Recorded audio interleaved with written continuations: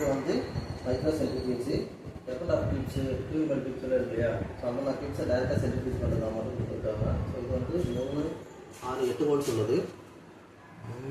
6, 8 volts உள்ளது.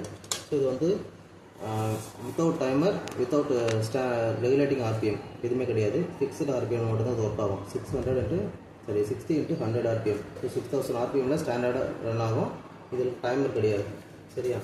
So இதில் tubes வைக்கும்போது ஆப்போசிட்டாக வைக்கணும். அதே போல் ரெண்டுலேயுமே ஈக்குவல் குவான்டிட்டி எடுக்கணும். ஒருவேளை ஒரு டியூப் தான் நீங்கள் சாம்பிள் வச்சுருக்கீங்க அப்படின்னா ஆப்போசிட்டில் டிஸ்டில் வாட்டர் ஃபில் பண்ணி இல்லை வாட்டர் ஃபில் பண்ணால் ஈக்குவலண்ட்டாக இருக்கிற அந்த டியூப்ஸை வச்சுட்டு தான் நீங்கள் யூஸ் பண்ணணும். சரியா?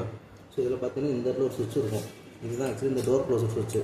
ஸோ இது கரெக்டாக லாக் ஆகலை அப்படின்னா மோட்டர் ஆன் ஆகுது. அதனால் இந்த மூடி இப்படி கீழே போட்டு அமுத்துனீங்கன்னா லாக் ஆகும். சுவிட்சு லாக் ஆகிடும். ஸோ இப்போ இந்த இடத்துல ஆன் ஆஃப் சுவிட்ச் இருக்கு இல்லையா? இந்த சுவிட்சு கீழே டவுன் பண்ணிங்கன்னா ரன் ஆக ஆரம்பிச்சிடும். இதை நீங்கள் மறுபடியும் எப்போ நீங்கள் ஆஃப் பண்ணுறீங்களோ அது வெளியே ரன்னிங்லேயே தான் இருக்கும். சரியா? இது ஸ்டாண்டர்ட் ஆர்பிஎம் பார்த்தீங்கன்னா 6000 ஆர்பிஎம். பார்த்தீங்கன்னா மைல்டு வைப்ரேஷன் இருக்கும். மற்றபடி வேறு ஒன்றும் பெருசாக தெரியாது. இது வந்து ஏஎன்எம் மைக்கு.